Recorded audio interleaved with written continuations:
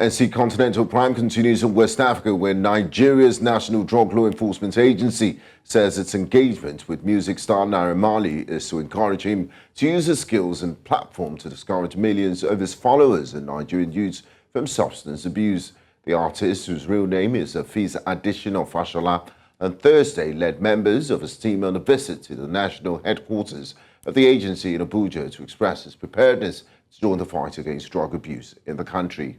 Director, Media and Advocacy of the agency, Femi Babafemi, in a statement on Saturday said the clarification became necessary following continued misrepresentation of the purpose of the visit, especially on online platforms where some reports suggest that the British Nigerian singer was appointed as an NDLEA ambassador. Joining us live in the news is NDLEA's Director of Media and Advocacy, Femi Babafemi. One welcome to you, sir, and thanks for joining us on NC Continental Prime. Thank you. Thank you. Good evening.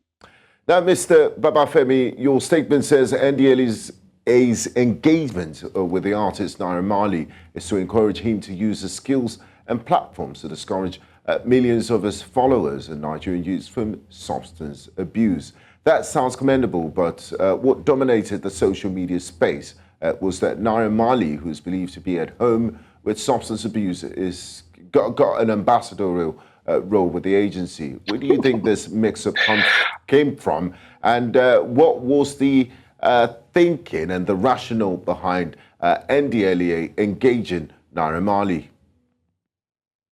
All right. First, I appreciate the fact that it's well understood now that there was nothing like an ambassadorial appointment of Naira Marley.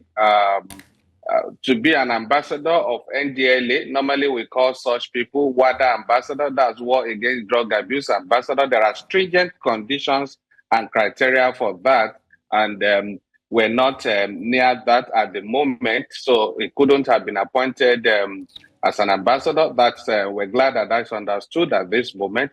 Now, our motivation for actually engaging with Naira Marley basically falls under the responsibility of the agency itself. We have a duty in the area of drug supply reduction. That is the area that covers our arrest, investigation, seizures of drugs, and prosecution. Now, on the other hand, we also have a responsibility on drug demand reduction, which is where we have advocacy, treatment, care for those suffering, battling with substance abuse, and post-rehabilitation care.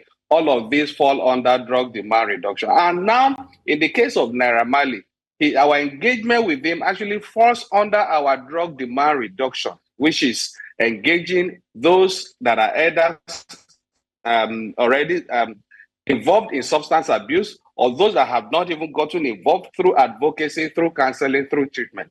Now we got in talks with Naira. Actually, at that level, it's counseling him, encouraging him to stop what a lot of people, what people today are holding against him, so that with huge followership, he has over 7 million followers. We need him to use the same platform, the same skills, to be able to engage with these people, so that he can push the right message out there to them, so that we won't be having the kind of content that a lot of people are holding and using to hold against him at this, in the face of what we have. Thank you very much, Mr. Femi Babafemi, for clarifying the air on that. And I must add that it's quite an ingenious and a laudable initiative by the NDLEA. Now, Mr. Babafemi, the last time you spoke with us on News Central, which was about a month ago, your agency, the NDLEA, was on a campaign to create awareness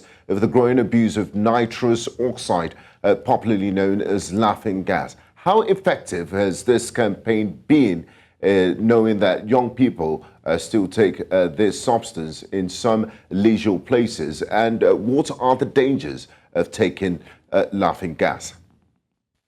We actually did make a categorical statement on the dangers inherent in abuse of nitrous oxide, which is actually something used in for medicals. That's for those undergoing minor surgeries or and the related medical issues. That's at that. But what we find out is that quite a number of our fun seekers, party goers, and the young people were already using this to get high, as to give them some euphoric feelings. And we believe this really have a lot of consequences on their well-being, especially, something that has to do with their mental state, that has to do with their vital organs, especially their kidney, their liver, and their heart. So all of these things we consider, and we feel we cannot fold our hands and allow our young people to be involved or to be abusing this particular substance. And that's why the chairman of the agency decided to issue a directive to all the commands and formations of the agency to go all out and make sure that this is seized anywhere they find it. And we've been making seizures since that moment. In fact, the very week that directive was given, we had 3 major shipments coming into the country from China. Thank you. Thank you very much, Mr. Femi Babafemi, for your time and the updates on the latest development and progress made by the National Drug Law Enforcement Agency. We look forward to engaging with you again in the nearest future. Thank you for your time. It's my pleasure. Thank you. Have a good evening.